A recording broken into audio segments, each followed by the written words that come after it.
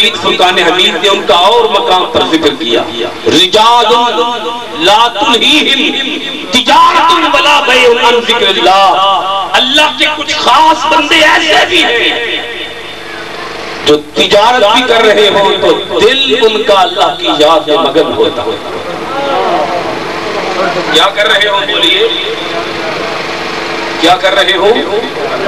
تجارت کر رہے ہیں، کاروبار کر رہے ہیں، خرید و فروخت کر رہے ہیں، بیع اور شراء کر رہے ہیں، لین دین کر رہے ہیں، سودا داری خریداری کر رہے ہو، گاہکی کر رہے ہو، دکان چلا رہے ہو، ان کا ہاتھ کار کی طرف ہوتا ہے، دل یار کی طرف ہوتا ہے۔ ہتھ کار بلے تے دل، بولیے ہتھ کار بلے تے دل یار بلے۔ یہ وہ لوگ ہیں جن کا دل نفس مطمئنہ ہو جاتا ہے، اور یہ وہ لوگ ہیں جن کو کبھی راتوں کو نیند نہیں آتی۔ ہمیں تو رات کو نیند آ جاتی ہے، جن کو نفس مطمئنہ کا مقام اور مرتبہ نصیب ہو جائے ان کو کبھی رات کو نیند نہیں آتی۔ ہمیں نیند آ کے سلا دیتی ہے، انہیں نیند آ کے جگا دیتی ہے۔ ہمیں نیند آ کے سلا جاتی ہے، اللہ کے خاص بندوں کو نیند آ کے جگا جاتی ہے۔ اگر وہ سو بھی جائیں تو آواز آتی ہے، اٹھ فریدہ ستیا، جھاڑو دے بشیر، تو ستا تیرا رب جاگتا، تیری ڈاڈھے ڈال پرید۔ اٹھ فریدہ ستیا، اٹھ فریدہ ستیا، جھاڑو دے بشیر، تو ستا رب جاگتا، تو سو گیا ہے، تیرا رب جاگ رہا ہے۔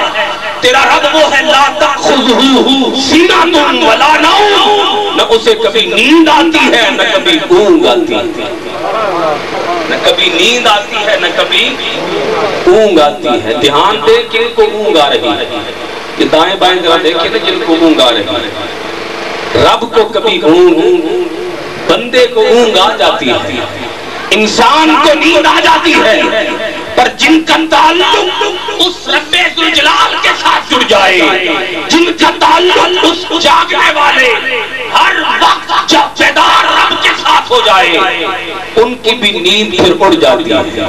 انہیں آرام اور چین نیند میں نصیب نہیں ہوتا، انہیں مصلی پر اللہ کی یاد میں لطف نصیب ہوتا، چین نصیب، وہ لذت اللہ کے ذکر میں پاتے ہیں، وہ چین اللہ کے ذکر میں پاتے ہیں، وہ اطمینان اللہ کے ذکر میں پاتے ہیں، وہ آرام اللہ کے ذکر میں پاتے ہیں، جن کا دل کیا ہو جائے، بولیے نفس، بولیے نفس مطمئنہ۔ اور قرآن مجید فرقان حمید ان کا ایک اور مقام پر ذکر کرتا ہے، سورہ الفجر کے آخر میں، یا ایتھا النفس المطمئنہ ارجعی الی ربک راضیۃ مرضیہ، اے نفس مطمئنہ پلٹا لوٹا اپنے رب کی طرف، اس حال میں کہ تو رب سے راضی ہے، رب تجھ سے راضی ہے۔ اس حال میں لوٹا، اس حال میں اپنے رب کی طرف آ جا کہ تو رب سے راضی، رب تجھ سے راضی۔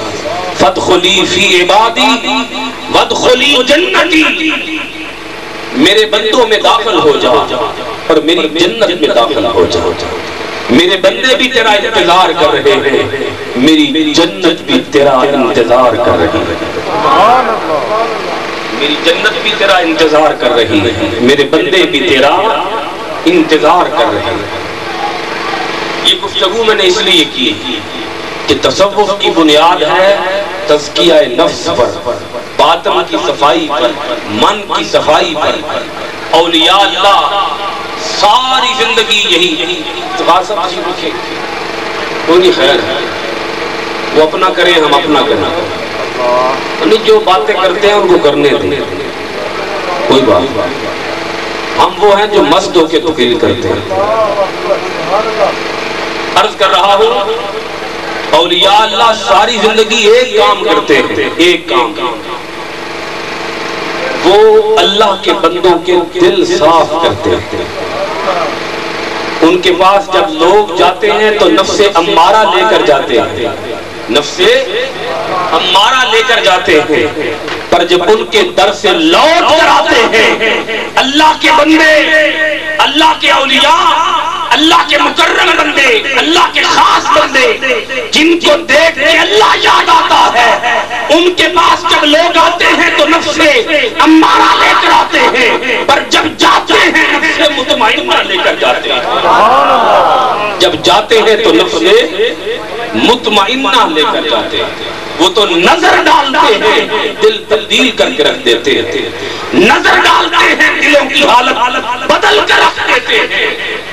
آئیے ذرا پیروں کے پیر کی بات کرتے ہیں، مرشد کامل کی بات کرتے ہیں، مرشد اولین کی بات کرتے ہیں، اور اس کی بات کرتے ہیں جو فقط پیروں کا پیر نہیں، جو فقط پیروں کا پیر نہیں، نبیوں کا بھی امام ہے۔ میرے آقا علیہ السلام سب سے بڑے پیر ہیں۔ آپ کا درجہ مرتبہ تو پیغمبری کا ہے، لیکن پیر اس اعتبار سے کہہ رہا ہوں کہ جو لوگوں کی اصلاح کرے اسے پیر کہتے ہیں۔ اور حضور نبی اکرم صلی اللہ تعالی علیہ وآلہ وسلم تمام اولیاء کے بھی امام ہیں، تمام انبیاء کے بھی امام ہیں، اولیاء کے بھی امام اور تمام انبیاء کے بھی امام۔ آقا علیہ السلام کی بارگاہ اقدس میں جب لوگ آتے تھے، سرکار کس طرح ان کے دل بدل کر رکھ دیتے تھے، آقا علیہ السلام دلوں کی حالت کس طرح تبدیل کیا کرتے تھے۔ سرکار کی بارگاہ اقدس میں حضور کے دو صحابی، ایک کا نام ہے حضرت حنظلہ، کیا نام ہے؟ حنظلہ، اور ایک نام ہے حضرت ابو بکر صدیق رضی اللہ تعالی عنہ۔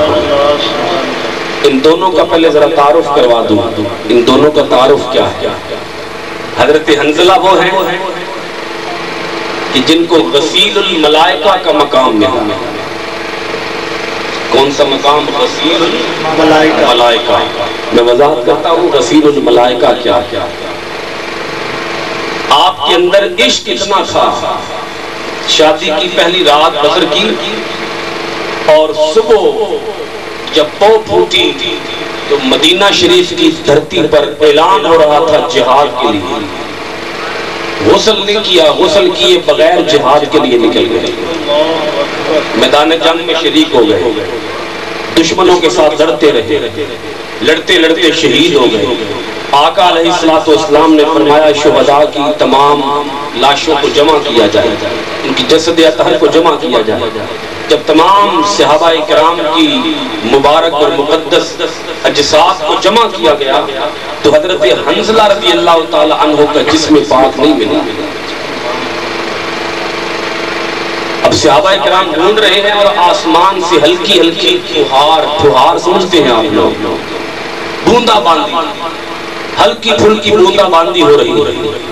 آقا علیہ السلام نے ارشاد فرمایا حنظلہ کا جسم تمہیں مل بھی نہیں سکتا۔ حنظلہ کے جسم کو غسل دینے کے لیے ملائکہ انہیں آسمان پہ اٹھا کے لے گئے، ملائکہ انہیں غسل دے رہے ہیں اور غسل کے پانی کی یہ پھوہار زمین پر نازل ہو رہی ہے۔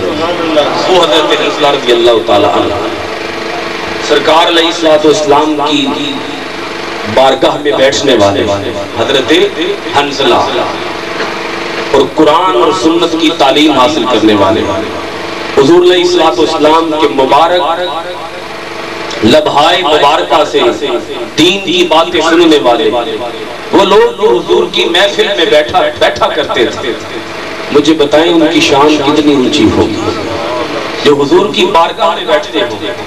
حضرت حنظلہ رضی اللہ تعالیٰ عنہ حضور کی محفل میں بیٹھنے والے، ایک مرتبہ ایسا ہوا کہ حضور کی محفل میں بیٹھے، جب مجلس برخاست ہوئی آپ بازار کی طرف آئے، جب بازار کی طرف آئے دل کی طرف دھیان دیا، جب دل کی طرف دھیان دیا تو کہا حنظلہ تیرے دل کی اب وہ حالت نہیں جو حالت حضور کی مجلس میں تھی۔ توجہ ہے اب دل کی وہ حالت نہیں جو حالت حضور کی مجلس میں تھی، تیرا دل تبدیل ہو گیا، دل کو اب وہ لذت حاصل نہیں رہی، وہ کیف حاصل نہیں رہا، وہ چاشنی حاصل نہیں رہی، وہ اطمینان، وہ سکون حاصل نہیں رہا، اللہ کی یاد کا غلبہ حاصل نہیں رہا۔ حنظلہ تیرے دل کی حالت تبدیل ہو گئی۔ حضرت حنظلہ رضی اللہ تعالیٰ عنہ آواز دینے لگ گئے، ندا کرنے لگ گئے، نافق حنظلہ، حنظلہ منافق ہو گئے۔ اب آپ مجھے یہ بتائیں کہ صحابی رسول کے بارے میں ہم یہ تصور کر سکتے ہیں کہ وہ منافق ہے؟ منافق اسے کہتے ہیں جس کا اندر اور ہو باہر اور ہو۔ یہ صورتحال ہماری تو ہو سکتی ہے پر صحابہ کی ہو؟ صحابہ تو وہ ہیں جن کے بارے میں نص قرآنی ہے، رب کا قرآن ہے، رضی اللہ عنہم ورضوا عنہ، اللہ ان سے راضی ہو گیا، وہ اللہ سے راضی ہو گیا۔ صحابہ کے بارے میں ہم کیسے کہہ سکتے ہیں؟ لیکن یہ حضرت حنظلہ کی اپنی عاجزی سمجھیے، جس طرح حضرت پیر مہر علی شاہ کی عاجزی ہے، گستاخ کیاں کتھے جا رہی، کتھے مہر علی کتھے تیری ثنا، گستاخ کیاں کتھے جا رہی۔ ہم پھر گستاخ نہیں کہتے، ہم کیا کہتے ہیں؟ مشتاق کیاں کتھے جا رہی۔ عرض کر رہا ہوں حضرت حنظلہ رضی اللہ تعالیٰ عنہ دل کی حالت تھوڑی سی تبدیل ہوئی، دل ہلکا سا دنیا کی طرف مائل ہوا، کہا حنظلہ تو منافق ہو گیا ہے، حنظلہ تو منافق ہو گیا۔ ان کا دل تھوڑا سا دنیا کی طرف اس کا دھیان گیا، کہا حنظلہ تو منافق ہو گیا ہے۔ آج اگر ہم اپنے گریبان میں جھانک کے دیکھیں، ہمارا تو دل تھوڑا سا دین کی طرف ہوتا ہے، زیادہ دنیا کی طرف ہوتا ہے۔ اس دل کو سنواریے، اس دل کی اصلاح کیجئے، اپنے اندر کو سنواریے، اندر کے انسان کو درست کیجئے۔ آج ہم اپنے ظاہر کی بڑی چمک چمک بناتے ہیں، بڑا فیشن ہوتا ہے، بڑا میک اپ ہوتا ہے، بڑا سرمایہ خرچ کیا جاتا ہے اپنے ظاہر کو درست کرنے کے لیے، پر مجھے یہ بتاؤ کوئی باطن کو بھی درست کرتا ہے؟ کوئی باطن کی درستگی کی بات بھی کرتا ہے، کوئی من کی اصلاح کی بات بھی کرتا ہے، اپنے رنگ کو گورا بنانے کے لیے پتہ نہیں لاکھوں روپے لوگ کریموں پر خرچ کر دیتے ہیں، پر کاش کوئی دل کو بھی گورا بنانے کی فکر کرتا، کاش کوئی کالے دل کو بھی سیاہ دل کو بھی سفید کرنے کی کوشش کرتا، رب ذوالجلال کی بارگاہ میں اپنا قرب حاصل کرنے کی بھی کوشش کرتا۔ آج ہم ظاہر کو تو سنوارنے والے ہیں، پر باطن کی فکر کسی کو بھی بولیں گے، باطن کی فکر ہوتی ہے۔ صحابہ کرام وہ تھے جن کو فکر کس کی ہوتی تھی؟ باطن، اندر کا انسان سنور جائے تو باہر کا انسان سنور جاتا ہے۔ اور رب ذوالجلال ہمارے ظاہر کو نہیں دیکھتا، وہ باطن کو دیکھتا ہے۔ بولیے کس کو دیکھتا ہے؟ اس پر قرآن کی آیت پیش کر رہا ہوں۔ جب ہم قربانی کا گوشت کرتے ہیں، رب فرماتا ہے لَن يَنَالَ اللَّهَ لُحُومُهَا وَلَا دِمَاؤُهَا وَلَٰكِن يَنَالُهُ التَّقْوَىٰ مِنكُمْ۔ اے قربانی کا جانور ذبح کرنے والوں، قربانی کا گوشت، قربانی کا خون اللہ تک نہیں پہنچتا، اللہ تک جو چیز پہنچتی ہے وہ تمہارے دلوں کا تقویٰ پہنچتا ہے۔ کیا پہنچتا ہے؟ بولیے تمہارے دلوں کا تقویٰ پہنچتا ہے۔ دل اصلاح کی فکر کیجئے، اندر کے انسان کو سنوارنے کی فکر کیجئے۔ حضرت حنظلہ رضی اللہ تعالیٰ عنہ دل ہلکا سا دنیا کی طرف مائل ہوا، کیا کہا حنظلہ تو منافق ہو گیا۔ اس ذہان سے حضور کی بارگاہ کی طرف چل پڑے۔ جب جا رہے تھے تو راستے میں ملاقات ہوئی عاشق صادق سے۔ کس سے؟ صادق سے۔ وہ فقط عاشق صادق ہی نہیں، وہ صدیق اکبر بھی ہے، وہ صدیق اکبر بھی ہے۔ ان سے ملاقات ہوئی۔ جب ان سے ملاقات ہوئی تو عرض کیا اے ابو بکر صدیق رضی اللہ تعالیٰ عنہ، دل منافق ہو گیا ہے۔ کہا حنظلہ اللہ معاف کرے، وہ کیسے؟ عرض کیا یا ابا بکر صدیق، دل ہلکا سا دنیا کی طرف مائل ہو گیا. جب حضور کی بارگاہ میں بیٹھتا ہوں تو دل کی کیفیت کچھ اور ہوتی ہے, گھر آتا ہوں تو دل کی کیفیت کچھ اور ہوتی ہے. حضور کی مجلس میں جو کیفیت, جو اطمینان, جو چین, جو لذت, جو سرور, جو کیف ملتا ہے وہ حضور کی مجلس کے بغیر نہیں ملتا. اس لیے منافق ہو گیا. ابو بکر صدیق نے جواب دیا, لگتا تو مجھے بھی ایسا ہی ہے, حال تو میرا بھی یہی ہے, میرے ساتھ بھی ایسا ہی ہوتا ہے. جب حضور کی مجلس میں ہوتا ہوں تو کیفیت کچھ اور ہوتی ہے, جب حضور کی مجلس سے اٹھ کے آتا ہوں تو دل کی کیفیت کچھ اور ہوتی ہے. حال میرا بھی یہی ہے. اب تھوڑا سا تعارف کرا دوں حضرت ابو بکر صدیق کا, پھر بات کو آگے بڑھ دوں. ابو بکر صدیق کون؟ حضرت سیدہ عائشہ صدیقہ رضی اللہ تعالی عنہا, جن کے باپ ابو بکر صدیق ہیں. عائشہ صدیقہ حضرت ابو بکر صدیق کی بیٹی اور حضور علیہ الصلوۃ والسلام کی زوجہ محترمہ. سیدہ عائشہ صدیقہ کی گود میں حضور علیہ الصلوۃ والسلام کا سر انور ہے. 14ویں کی رات, ستارے آسمان پر جگمگا رہے ہیں. آقا علیہ الصلوۃ والسلام کا سر اقدس سیدہ عائشہ صدیقہ کی گود میں ہے. ماحول ذرا اپنے ذہن میں لائیں, ماحول کیا ہے؟ 14ویں کی رات سیدہ عائشہ صدیقہ کی گود, اور سیدہ عائشہ صدیقہ کی گود میں سر کس کا ہے؟ رخ والضحیٰ, چہرہ مصطفیٰ. امام اہل سنت نے کہا, حسن یوسف پہ کٹی مصر میں انگشتے زنا, سر کراتے ہیں تیرے نام پہ مردان عرب. اگر کسی کو یہ شعر سمجھ نہ آئے تو وہ یوں سمجھ لے, اس نے ایک جھلک جد ویکھی یوسف دی, ہاتھ کٹ لے عورتاں مصر دی. ایک جھلک جد ویکھی یوسف دی, ہاتھ کٹ لے عورتاں مصر دیاں. اتھا بن بٹھیاں اوٹھے نام تو لکھا سیس کٹائے جاندے. اتھا بن بٹھیاں, اتھا بن بٹھیاں اوٹھے نام تو لکھا سیس کٹائے. سیس کہتے ہیں سر کو. حسن یوسف تو یہ ہے کہ حسن یوسف کو دیکھ کر مصر کی عورتوں نے انگلیاں کاٹ ڈالی, انگلیاں کٹ گئی. پر حسن مصطفیٰ یہ ہے, کوئی حسن مصطفیٰ کو نہ بھی دیکھے, حضور کے حسن کو دیکھے بغیر لوگ انگلیاں نہیں کٹاتے, سر کٹا دیتے ہیں. کیا کٹا دیتے ہیں؟ اتھا بن بٹھیاں اوٹھے نام تو لکھا سیس کٹائے جاندے ہیں. جب حسن تھا اس کا جلوہ نما, انوار کا عالم کیا ہوگا. ہر کوئی فدا ہے بن دیکھے دیدار کا عالم. سبحان اللہ. نعرہ تکبیر, نعرہ تکبیر. جڑے سو کے نے نعرے دا جواب نہ دے, جڑے جاگ دے وہ نعرے دا جواب دے. نعرہ تکبیر, دونوں ہاتھ پجامے بلند کر کے نعرہ رسالت, نعرہ تحقیق, نعرہ حیدری, نعرہ غوثیہ, علماء اہل سنت.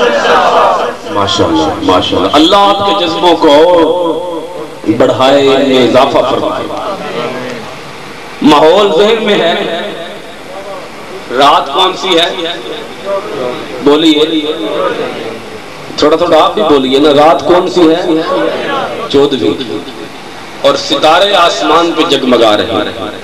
سیدہ عائشہ صدیقہ کی گود ہے, سر میرے حضور کا, چہرہ میرے آقا کا, والضحیٰ کا چہرہ, واللیل کی زلفیں. سیدہ عائشہ صدیقہ رضی اللہ تعالیٰ عنہا کبھی رات کی سیاہی کو دیکھتی, کبھی زلف مصطفیٰ کی سیاہی کو دیکھتی. کبھی سیدہ عائشہ صدیقہ آسمان کے ستاروں کو دیکھتی, کبھی حسن مصطفیٰ کو دیکھتی, کبھی آسمان کے چاند کو دیکھتی, کبھی مدینے کے چاند کو دیکھتی.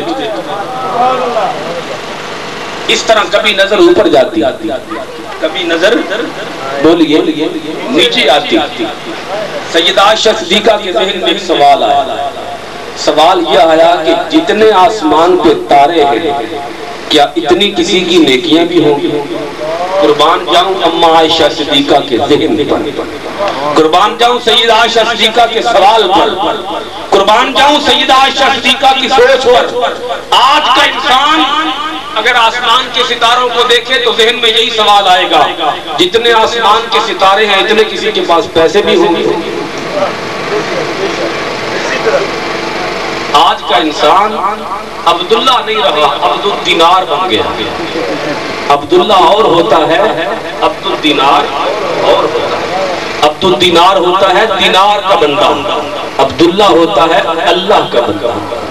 اور جو اللہ کا بندہ بن جائے اسے دینار کی تھوڑ، یورو کی کمی، ڈالر کی کمی، اسے روپے پیسے کرنسی کی کمی نہیں رہتی۔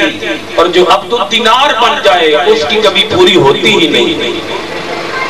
دو ہی باتیں عرض کر رہا ہوں۔ سیدہ عائشہ صدیقہ رضی اللہ تعالیٰ عنہا نظر آسمان پہ گئی، ذہن میں سوال آیا، عائشہ جتنے آسمان کے ستارے ہیں کیا اتنی کسی کی نیکیاں بھی ہوگی؟ سوال پیش کیا حضور کی خدمت میں، میرے آقا کریم نے جواب دیا۔ اب جو جواب دیا وہ جواب پیش کرنے سے قبل یاد کر دوں، اس سوال کا جواب وہ دے سکتا ہے جس کو دو چیزوں کا علم ہو۔ نمبر ایک، آسمان کے ستاروں کی تعداد کا علم ہو، اور نمبر دو، اپنے غلاموں کی نیکیوں کی تعداد کا بھی علم ہو۔ جس کو بات پسند آئی ہے وہ میرے کہے بنا کہہ دے سبحان اللہ۔ دو باتیں جس کے علم میں ہوں گی وہ اس سوال کا جواب دے سکے گا۔ نمبر ایک، جس کو یہ پتا ہو کہ آسمان کے ستاروں کی تعداد کتنی ہے۔ نمبر دو، یہ پتا ہو کہ میرے غلاموں کی نیکیوں کی تعداد کتنی ہے۔ قربان جاؤں اپنے محبوب کے علم غیب پر، میرے آقا کو یہ بھی پتا ہے کہ آسمان کے ستاروں کی تعداد کتنی ہے۔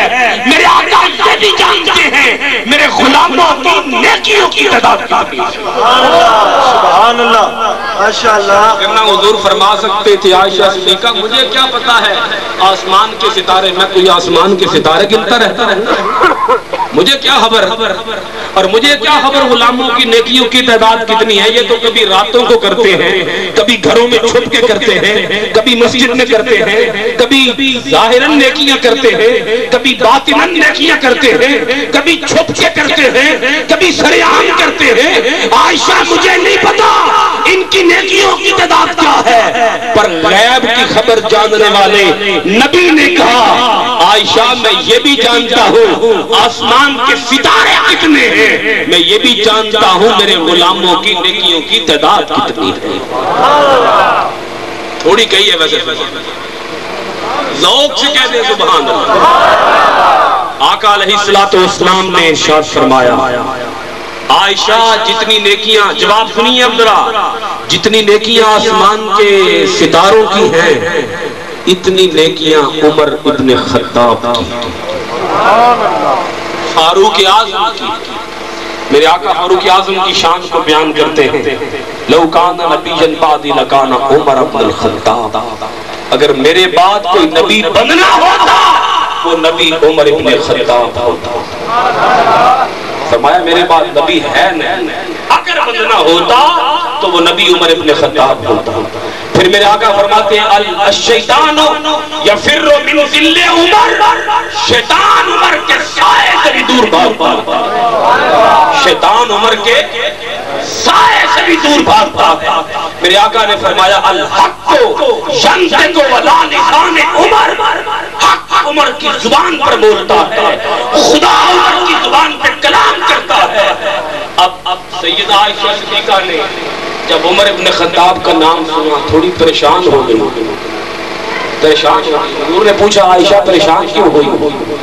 عرض کی آقا پریشان اس لیے ہوئی ہوں میرے دل میں یہ تھا کہ آپ میرے باپ کا نام لیں گے۔ کس کا نام؟ کس کا نام لیں گے؟ یعنی جتنے آسمان کے ستارے ہیں اتنی نیکیاں میرے باپ ابو بکر صدیق کی ہوگی۔ آپ نے نام لیا ہے عمر فاروق اعظم رضی اللہ تعالیٰ عنہ، اس لیے تھوڑی پریشان ہو گئی۔ کاش آپ کی زبان پر میرے باپ کا نام آتا، کاش آپ کی زبان پر میرے باپ ابو بکر صدیق کا نام آتا۔ تعارف کرا رہا ہوں صدیق اکبر رضی اللہ تعالیٰ عنہ کا۔ آقا علیہ السلام نے فرمایا عائشہ پریشان کیوں ہوتی ہو؟ اور حضرت حضرت عائشہ صدیقہ کا پریشان ہونا کوئی نفرت یا عداوت کی بنیاد پہ نہیں تھا، صحابہ کا تو آپس میں پیار تھا، لیکن باپ کو بیٹی سے محبت کا ہونا یہ ایک فطرتی امر ہے، یہ قدرتی امر ہے، ہر بیٹی کو اپنے باپ سے پیار ہوتا ہے۔ آقا علیہ السلام نے فرمایا عائشہ اپنے سوال پہ غور کر، جو تیرا سوال تھا میں نے تیرے سوال کا جواب دے دیا ہے، اب اگر سوال وہ پوچھنا چاہتی ہے کہ میرے باپ ابو بکر صدیق کی نیکیاں کتنی ہیں، یہ تو سوال ہی الگ ہے، یہ تو سوال ہی الگ ہے، وہ سوال اور ہے، یہ سوال اور ہے۔ جو تو نے پوچھا میں نے اس کا جواب دیا کہ آسمان کے ستاروں کے برابر کس کی نیکیاں ہیں، وہ نیکیاں عمر ابن خطاب کی ہیں، اور جہاں تک تیرے باپ ابو بکر صدیق کی نیکیوں کا تعلق ہے، ان نیکیوں کی تعداد یہ ہے کہ اگر عمر فاروق کی ساری حیات ایک طرف رکھ دی جائے، عمر ابن خطاب کی ساری حیات ایک طرف رکھ دی جائے، تو تیرے باپا ابو بکر صدیق کی غار ثور والی بات ایک طرف۔ سبحان اللہ، نعرہ تکبیر، نعرہ رسالت، جو ہاتھ فضا میں بلند کر کے نعرہ رسالت، نعرہ تحقیق، نعرہ حیدری، نعرہ غوثیہ، سیدی مرشدی، غلام ہے، غلام ہے، غلام یہ رسول میں جو ہو عشق مصطفیٰ۔ سبحان اللہ، سبحان اللہ۔ عرض کر رہا ہوں آقا علیہ السلام نے ارشاد فرمایا عائشہ تو اپنے باپ کی نیکیاں پوچھنا چاہتی ہے، عمر فاروق کی ساری حیات کیا ہوتا ہے؟ زندگی۔ حیات کیا ہوتا ہے؟ زندگی۔ ساری حیات ایک طرف، اور تیرے باپ ابو بکر صدیق کی غار ثور والی ایک رات ایک طرف۔ ایک رات، 3 راتیں ہیں وہ غار ثور والی، بس وقت نہیں ہے اس تفصیل میں جانے کا۔ ایک رات ابو بکر صدیق کی صرف ایک رات عمر فاروق کی ساری حیات پہ بھاری ہے، ساری حیات پہ بھاری ہے۔ جب عمر فاروق کو یہ بات پتہ چلی رضی اللہ تعالیٰ عنہ، دوڑے دوڑے آئے ابو بکر صدیق کی خدمت میں، آ کے عرض کیا یا ابا بکر صدیق رضی اللہ تعالیٰ عنہ ایک سودا کر لو۔ کیا کر لو؟ ایک سودا کر لو۔ پوچھا کیا سودا ہے؟ کہا سودا یہ ہے کہ میری ساری زندگی کی نیکیاں آپ رکھ لیں اور غار ثور والی ایک رات مجھے دے، غار ثور والی ایک رات مجھے دے دے۔ ابو بکر صدیق رضی اللہ تعالی عنہ جن کو یہ بات حضور علیہ السلام کے واسطے سے پتہ تھی، آپ نے فرمایا عمر یہ سودا بڑا مہنگا ہے، یہ سودا میں نہیں کروں گا، یہ سودا بڑا مہنگا ہے۔ وہ حضرت ابو بکر صدیق رضی اللہ تعالی عنہ عرض کرتے ہیں، حضرت حنظلہ رضی اللہ تعالیٰ عنہ کو فرماتے ہیں حنظلہ میرا بھی حال یہی ہے، میرا بھی حال یہی ہے۔ جب حضور کی مجلس میں ہوتا ہوں تو دل کی کیفیت اور ہوتی ہے، جب حضور کی مجلس سے اٹھ کے جاتا ہوں تو دل کی کیفیت اور ہوتی ہے۔ حضرت حنظلہ حضرت ابو بکر صدیق دونوں مل کے اب حضور کی بارگاہ میں جا رہے ہیں، دونوں مل کے اب حضور کی بارگاہ میں جا رہے ہیں۔ حضور کی بارگاہ وہ بارگاہ ہے ملتا نہیں کیا کیا دو جہاں کو تیرے در سے، ملتا نہیں کیا کیا دو جہاں کو تیرے در سے، ایک لفظ نہیں ہے جو تیرے لب پہ نہیں، ایک لفظ نہیں ہے جو تیرے لب پہ نہیں ہے۔ یہ نہیں ہو سکتا کہ حضور کسی کو نہیں کہتے، کوئی جو بھی مانگنے آیا، جتنا بھی مانگنے آیا، میرے کریم آقا نے ان کے سوال سے بڑھ کے اسے عطا فرمایا۔ حضرت ربیعہ رضی اللہ تعالیٰ عنہ آپ نے فرمایا مانگ ربیعہ کیا مانگتا ہے؟ عرض کیا آقا جنت میں آپ کی سنگت مانگتا ہوں، جنت میں آپ کی سنگت مانگتا ہوں، جنت بھی دے دے اپنی سنگت بھی دے دے۔ میرے آقا نے فرمایا کچھ اور ہو، آپ نے توجہ نہیں کی کچھ؟ اب جنت بھی دے دی، اپنی سنگت بھی دے دی کہ جنت بھی ہوگی، اور جنت میں اے ربیہ اس درجے میں ہوگا جس درجے میں میں محمد صلی اللہ علیہ وسلم ہوں گا۔ اتنا کچھ دینے کے بعد ربیہ کو کہہ رہے ہیں ربیہ کچھ اور مانگ۔ ربیہ عرض کرتے ہیں مل گئے مصطفیٰ اور کیا چاہیے، فضل رب العلا اور کیا چاہیے، مل گئے مصطفیٰ اور کیا چاہیے۔ حضرت حنظلہ حضرت ابو بکر صدیق رضی اللہ تعالیٰ عنہ دونوں جب حضور کی بارگاہ میں آئے، آکے عرض کیا آقا ہم منافق ہو گئے، ہمارا دل منافق ہو گیا۔ جب آپ کی مجلس میں ہوتے ہیں دل کی کیفیت کچھ اور ہوتی ہے، جب اٹھ کے جاتے ہیں دل کی کیفیت کچھ اور ہوتی ہے۔ میرے آقا کریم نے ارشاد فرمایا دل کی حالت کا بدل جانا یہ ایک فطرتی امر ہے، اور اگر ایسا نہ ہو، اگر دل ہر وقت ایک حال میں رہے، ایک حالت میں رہے، ایک کیفیت میں رہے، ایک صورت میں رہے، تو فرشتے قطار اندر قطار اس انسان سے مصافحہ کرنے کے لیے بیتاب کھڑے ہوتے۔ کون؟ ملائکہ۔ بولیے کون؟ فرشتے، نورانی مخلوق اس انسان سے جس انسان کا دل ہر وقت ایک حالت میں رہے، اسے مسجد میں بھی خدا یاد ہو، بازار میں بھی خدا یاد ہو، اسے تجارت کرتے ہوئے بھی خدا یاد ہو، اسے دنیاوی معاملات کے اندر شریک رہتے ہوئے بھی خدا یاد ہو، غمی میں بھی خدا یاد ہو، خوشی میں بھی خدا یاد ہو، صحت میں بھی خدا یاد ہو، بیماری میں بھی خدا یاد ہو، خوشحالی میں بھی خدا یاد ہو، غربت میں بھی خدا یاد ہو، ہر حال میں جس کو ہر حال میں خدا یاد رہے، جس کا دل ہر حال میں پاک رہے، ہر حال میں پاک رہے، اس سے فرشتے مصافحہ کرنے کے لیے، سلام لینے کے لیے بیتاب کھڑے ہیں۔ کوشش کریں دل ایک حالت میں آ جائے، دل ایک حالت میں آ جائے، اور وہ حالت ہے نفس مطمئنہ، کہ نیکی کا خیال تو ہو پر برائی کا خیال ہی نہ آئے، گناہ کا خیال ہی نہ آئے، یہ ہے نفس مطمئنہ۔ اب یہ تو بات ہے صحابہ کی، اگر آپ اجازت دیں تو تابعین کی بات چھوڑیں، تابعین کی مختصر کر کے حضرت خواجہ اویس کرنی رضی اللہ تعالیٰ عنہ، جن کا نام سن کے مجھے لگتا ہے جان آ جائے گا، وہ حضور کے خوشبخت تابعی ہیں۔ تابعی اسے کہتے ہیں جس نے صحابی کو دیکھا ہوگا، یہ وہ حضور کے خوشبخت تابعی ہیں کہ آقا علیہ السلام بسا اوقات اپنے سینہ مبارک سے چادر ہٹاتے، جب کبھی ہوا چلتی چادر ہٹاتے اور ارشاد فرماتے مجھے یمن سے محبت کی خوشبو آ رہی ہے، یمن سے محبت کی ہوا آ رہی ہے، یمن سے محبت کی ہوا کے جھونکے آ رہے ہیں۔ لوگ کہتے ہیں حضرت اویس کرنی رضی اللہ تعالیٰ عنہ نے حضور کو دیکھا نہیں، عارفین کہتے ہیں وہ لمحہ کون سا ہے جس لمحے اویس نے حضور کو دیکھا نہیں؟ تم کہتے ہو دیکھا ہی نہیں، کوئی لمحہ ایسا بتاؤ جس لمحے اویس نے حضور کو دیکھا نہیں۔